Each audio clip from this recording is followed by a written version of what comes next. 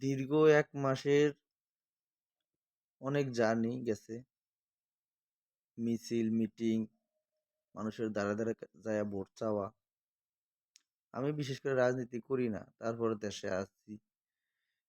যেমনি ডাক দিছে, গেছি। সবার সাথেই গেছি, বন্ধুরা আছে, ক্লাস ফ্রেন্ডরা আছে। বলছে, "বন্ধু আয়, একটু ভোট চাইতে যাবো, একটু মিছিলে যাবো।" গেছি নিজের টাকা, গাড়িতে তেল ভইরা গেছি সবার সাথে।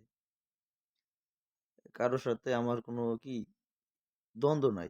আমরা দেশে থাকি না, আমরা প্রবাসী মানুষ, বাহিরে থাকি। আলহামদুলিল্লাহ, আমার দেখা মতো আমরা তো ২০০১ সালেরও ভোট দেখছি। অনেক সুন্দর ভোট হয়েছে।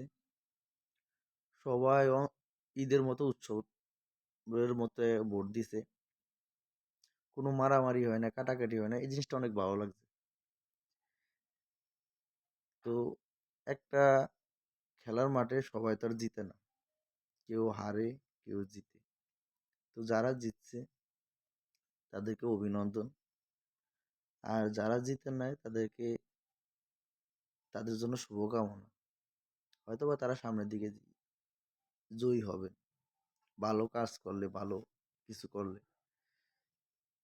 আর আমাদের লালমোহন তজুমুদ্দিতে বর্ষিয়ান নেতা মেজর হাফিজউদ্দিন আহমেদ বীর বিক্রম, উনি অনেক পুরানো নেতা। উনি বিপুল ভোটে আলহামদুলিল্লাহ জয়যুক্ত হয়েছেন। জামাতের 11 দলীয় জোটের যে প্রার্থী নিজামুল হক নাঈম ভাই, উনিও নতুন মানুষ আছে। আলহামদুলিল্লাহ, উনিও খারাপ ভোট পায় না, ভালো ভোটই হয়েছে। তো যাই হোক, আমার মূল কথা রইল যে আমরা তো দেশে থাকি না, প্রবাসী মানুষ। যারা মেজর হাফিজ উদ্দিন আহমেদ স্যার, উনি তো নির্বাচিত হয়েছেন। ওনার কাছে একটাই অনুরোধ, যে দেশে চোর বাটপার যে না থাকে, কোনো চাঁদাবাজি যে কেউ না করতে পারে। আমরা দেশে থাকছি, যেসব ভাই ব্রাদার লাগে চলাফেরা করছি, ওনাদের বাচ্চারা দেশ গ্রামের দোকানে বসে বসে গাঁজা নিয়ে গল্প করে, বাবা নিয়ে গল্প করে।